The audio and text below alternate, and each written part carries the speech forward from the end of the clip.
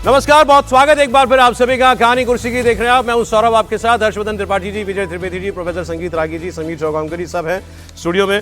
आइए अब आपको जरा पाकिस्तान का कुछ हाल बता देते हैं। सच जुबान पे आ ही जाता है, कुछ भी कर लो आ जाता है। अभी पाकिस्तान की खूबी है ये, और एक खूबी है उसकी कि वो अपनी हर हार को अपनी जनता के सामने जीत के तौर पर पेश कर देता है।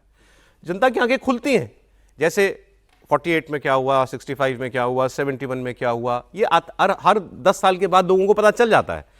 अभी ऑपरेशन सिंदूर को लेकर उनके देश में कुछ लोग मानते हैं कि भाई हमने कुछ कमाल कर दिया था, तो वो धीरे धीरे, अब तो इंटरनेट का युग है, तो धीरे धीरे वो भी आंखें कुछ एक महीनों में खुल जाएंगी। और लेकिन अब जो जरदारी साहब ने बोल दिया, उसके बाद तो मुझे लगता है पाकिस्तानियों का सारा राह शक दूर हो गया होगा। अब कर तो रहे थे वो बड़ाई अपनी कि मैं बड़ा बहादुर हूं, राष्ट्रपति हैं ये आसिफ अली जरदारी, बेनजीर शहीद बेनजीर भुट्टो कहते हैं उनकी वाइफ को, वहाँ पे पूर्व प्राइम मिनिस्टर थी वो, और ये उनके बेटे हैं बिलावल भुट्टो। ये पार्टी के चेयरमैन अब बिलावल भुट्टो हैं, पहले मंत्री भी थे अभी कुछ एक साल पहले तक, अब नहीं है। ये डील हुई है इनकी और शरीफ फैमिली की, दो खानदान है, ये खानदान ही चलाते हैं वहाँ।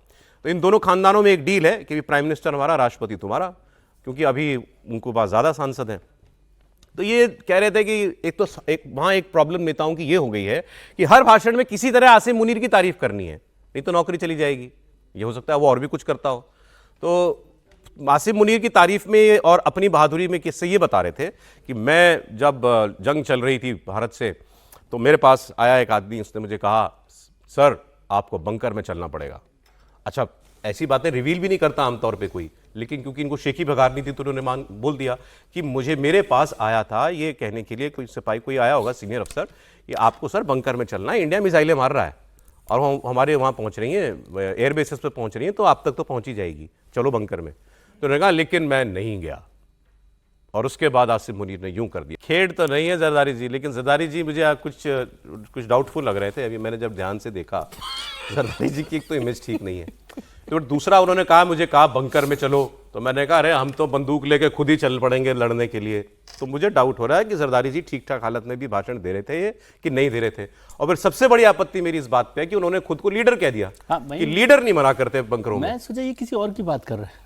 जरदारी लीडर कब से? जब लीडर की बात उन्होंने की तो मुझे लगा ये किसी और के रेफरेंस में बात कर रहे हैं, क्योंकि लीडर पाकिस्तान में तो जरदारी साहब कभी नहीं रहे।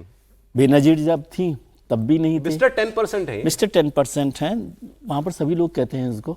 और मुझे लगता है मिस्टर 10% जो लोग कहते हैं वो जरदारी साहब को जानते ही नहीं।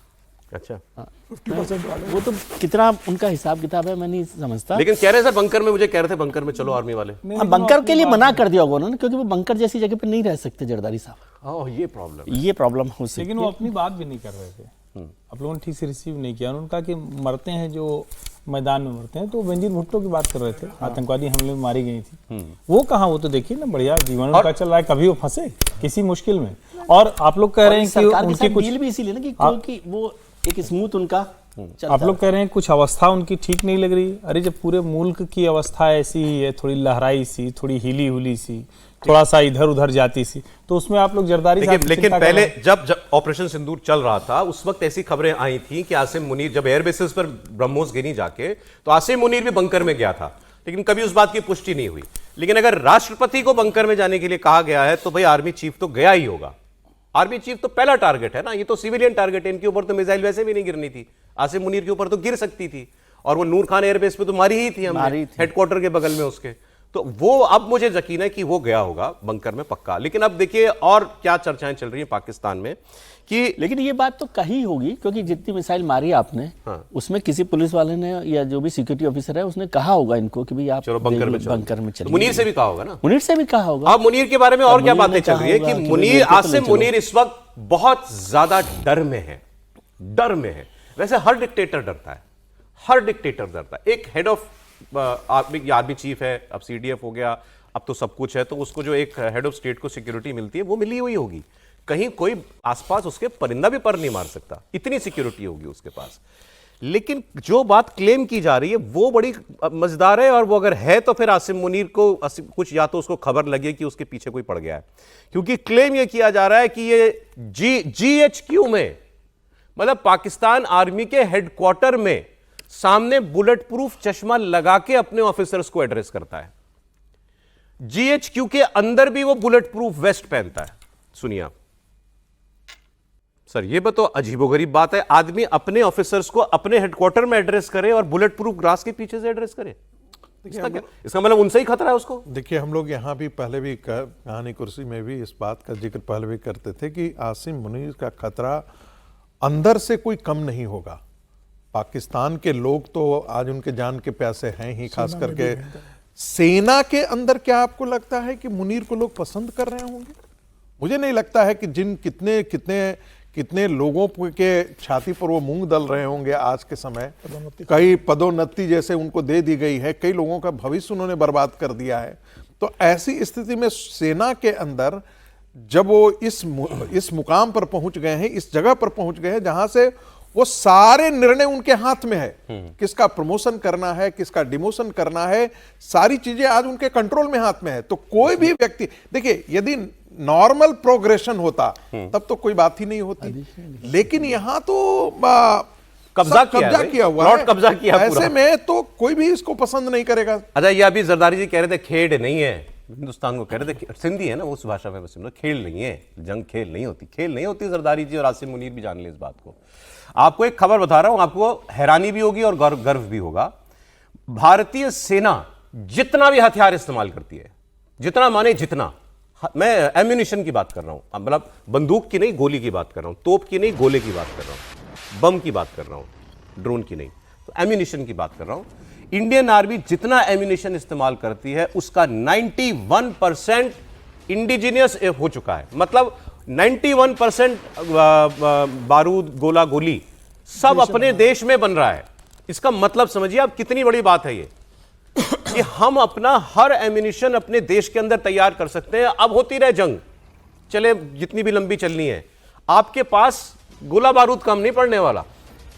और भी कल ही बात हो रही थी किसी डिफेंस के उनसे, तो वो कह रहे थे कि पाकिस्तान चार दिन की जंग से ज्यादा नहीं लड़ सकता, 4 दिन से ज्यादा नहीं लड़ सकता।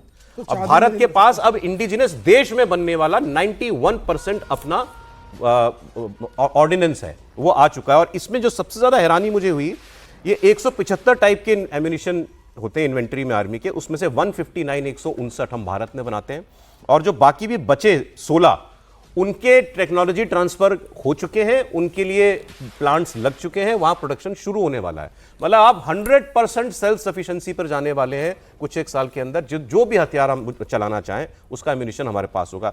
इस रिपोर्ट का लास्ट पार्ट मैं आपके लिए पढ़ रहा हूं, आप हैरान रह जाएंगे। As part of this effort, बस उसमें सवाल ये आया, एक रिपोर्ट लिखने वाले ने सवाल किया होगा कि साहब ये तो जब जंग होगी तो आपको इतने हथियारों की जरूरत है, बाकी टाइम ये फैक्ट्रियां क्या करेंगी? बात सही है, वो प्रोडक्शन लाइन कभी भी बंद तो नहीं होती।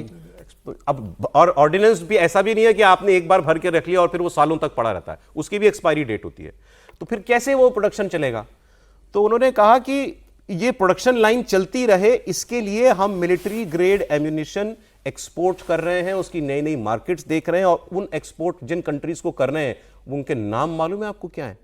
उसमें 2 नाम स्पेसिफिकली दिए गए, US and Europe.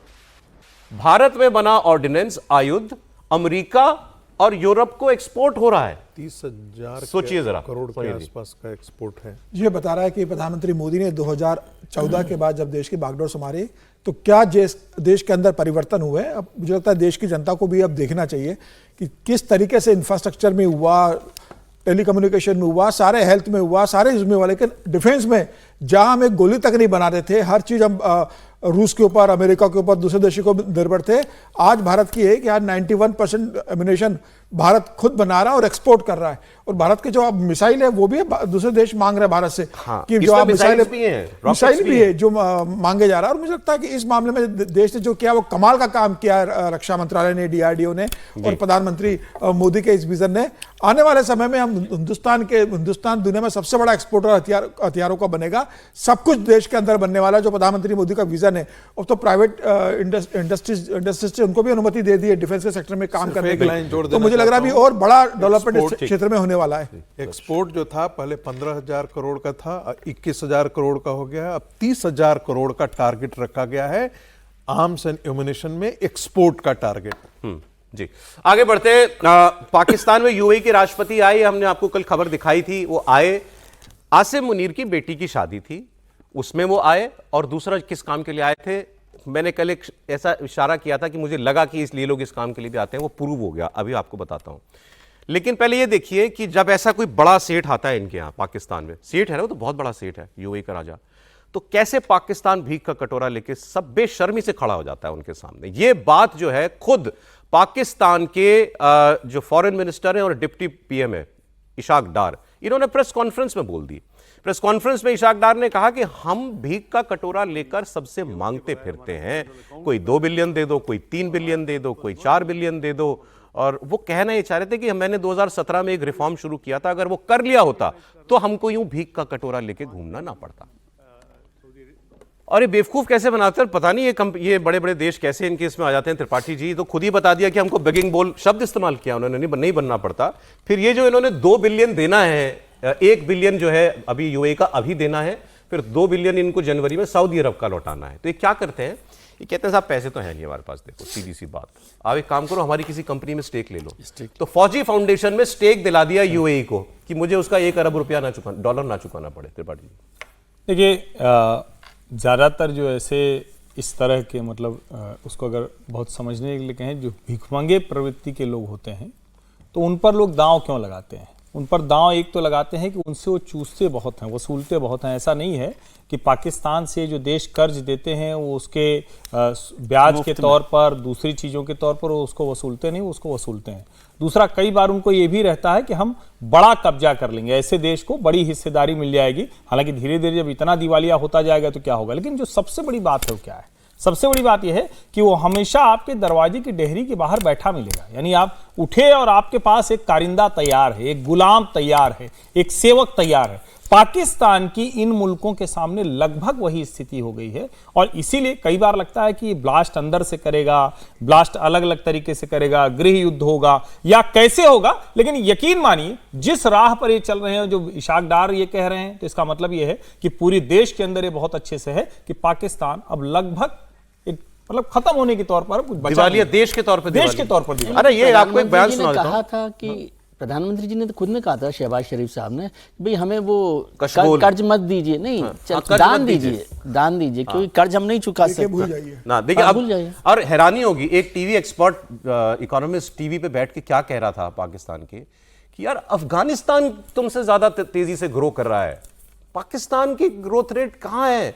Afghanistan Taliban खंडर है, अफगानिस्तान में कुछ नहीं है, कुछ नहीं है। लेकिन वो कहता है अफगानिस्तान की रफ्तार बढ़ने की इकोनॉमिक तुमसे ज्यादा है।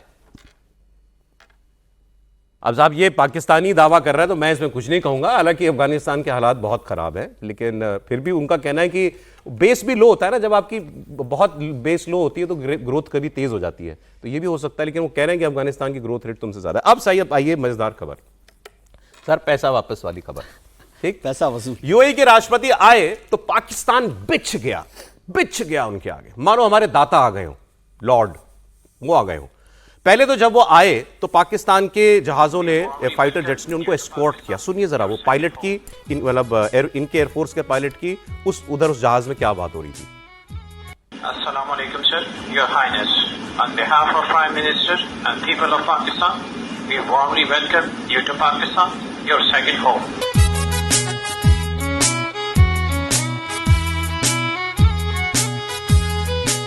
तो सुना आपने क्या कहा उसने, पायलट ने? Welcome sir, your highness, welcome to Pakistan, your second home, ये आपका दूसरा घर है। तो कोई लगेगा भाई आदमी वैसे ही कह रहता है आ रहा है तो घर जैसा सब आपके लिए आप आइए, और वो घर ही है उसका। पाकिस्तान में यूएई के राष्ट्रपति का घर है, पैलेस है, महल है, ये खुद बता रहा है वो। आप इसके बाद अगला 1-2 बयान में आपको सुनाता हूं। और मैंने आपसे क्या कहा था कल, कि ये लोग आते हैं, ये कोई डील वील नहीं करने आते हैं, ये शिकार खेलने आते हैं। ये शिकार करने भी आए थे। ये नूर खान एयरबेस पे उतरे जो इस्लामाबाद में है। इन्होंने वहीं पर एक रस्म अदायगी के लिए 1-2 मीटिंग कर ली इनके साथ, प्राइम मिनिस्टर के साथ और कैबिनेट के साथ। फिर वहां से सीधे गए आसिम मुनीर की बेटी की शादी में, आर्मी हाउस में, वो भी रावलपिंडी में ही होगा, आजू बाजू है। और वहां घंटा भर नहीं रुके और उसके बाद चले गए रहीम यार खान। रहीम यार खान में है जंगल, और जंगल में खेलते हैं ये शिकार। वहां परिंदे, वहां वो एक्सटिंक्ट बर्ड्स हैं, जो जिन पर एक्सटिंक्शन का खतरा है, प्रोटेक्टेड कैटेगरी में आती हैं। लेकिन यही होती है दास्ता, कि अपने मालिक के लिए तुम सारे नियम तोड़ दो, और ये अपना लेके आते हैं और वहां पर शिकार करते हैं। और वो ये बताएगा आपको अगला आदमी, इनका पैलेस है वहां पे, अपना प्राइवेट पैलेस यूएई के राष्ट्रपति का, इनकी फैमिली भी आती है इनके साथ, तो वहीं रहती है। सुनिए। तो मैंने कल आपको बताया था ये शिकार खेलने आते हैं, और मुझे नहीं पता था तब, इसके बाद ये बात खुल रही है। ये है आपके लिए पाकिस्तान, जिसने बेच दिया है अपने आप को दुनिया के लिए। इन लोगों, ये इसको और क्या कहते हैं, इसको बेचने कहते हैं सर मजबूरी का आप इतना मजाक उड़ाते हैं ना।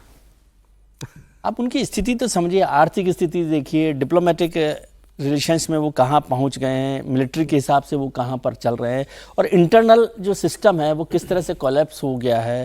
फिर वहाँ रोज़ आप खबर वो खैबर की सुनाते हैं वहाँ पख्तूनख्वा की, कि वहाँ पर अफ़गानी जो है, पठान जो है, वो किस तरह से भगा रहे हैं उन लोगों को। तो सब जगह की स्थिति ऐसी है, इस मजबूरी में वो फंसे हुए।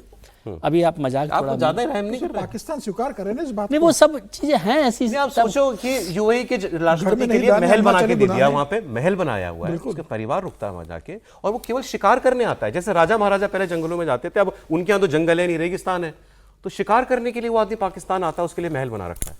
ये पाकिस्तान की ये मजबूरी है। पाकिस्तान जिस आर्थिक संकट से गुजर रहा है, उस संकट से निपटने में उसको भरोसा किस पर है? पहले भरोसा उसको चाइना पर था, लेकिन चाइना ने लगभग हाथ खींच लिया है। अभी आपने देखा होगा कि $4 बिलियन का उसको चाइना ने मदद की है, रिलीफ पैकेज दिया है। लेकिन चाइना का जब भी रिलीफ पैकेज आता है तो उसमें स्ट्रिंग्स ऑफ कंडीशंस इतने होते हैं कि वो बहुत भारी भरकम होता है। श्रीलंका के लिए दिया होता है, वो कभी नहीं भूलता, कभी नहीं भूलता, कभी नहीं। श्रीलंका को उसने किस प्रकार से तबाह कर दिया। ऐसी स्थिति में जो खाड़ी के देश हैं, बहरीन है, कतर है, सऊदी अरेबिया है, ये उनके ऐसे कंट्री हैं। देखिए टर्की भी उनको मदद देने के लिए तैयार नहीं आ रहा है। तो ये ऐसे कंट्री हैं जो जिनके पास पाकिस्तान अकूत संपदा है, और उस अकूत संपदा में से वो थोड़ा दे सकते हैं। तो सर वो अब ये बात मानते हैं कि पाकिस्तान अंधा कुआं है, कितना भी डालो ये कभी भरने नहीं वाला है, कभी नहीं उभरेगा। जितना पैसा देंगे उतना पैसा कहाँ खर्च करेगा, और फिर भिखारी के रूप में खड़ा होगा। कॉलोनी जैसा बना लिया ना इन्होंने अपना। अब तो वो ये करेंगे ना कि भाई ठीक है, यूएई के शेख तो वहां रहते हैं, चीन ने भी हाथ क्यों खींच लिए? पहले चीन तो अंधाधुंध पैसा देता था इनके ऊपर, डेवलपमेंट पे खर्च कर रहा है, लोन दे रहा है, उधार दे रहा है, तमाम तरह की सुविधाएं दे रहा है। चीन को भी लगा कि भाई कितना भी डालो ये तो कुछ उभरेंगे नहीं, मुझे और कंगला कर देंगे देते। तो चीन ने देना बंद कर दिया, दुनिया ने देना बंद कर दिया। उन्हें पैसा जाता कहाँ है? सारा पैसा ये स्विस बैंक में या बाहर या अपने अय्याशी पे या अपने बच्चों के लिए फॉरेन में पूरा खर्च करते हैं पैसा। सर एक दो खबरें आपको इन मजेदार में आगे और बताऊंगा। एक तो त्रिपाठी जी ने बोल के, पता नहीं इनको किसी ने सुन लिया, टीटीपी वाले ने क्या, ये पाकिस्तानी जवानों की पैंटें उतार के घूमते हैं। मैं आज तस्वीर आपको दिखाऊंगा, राइफलों के ऊपर पाकिस्तान की सेना के जवानों की पैंटें टांगी हुई हैं। फिर वो कहेंगे सूखने के लिए टांग रखी है। तो मैं आपको तस्वीर दिखाऊंगा।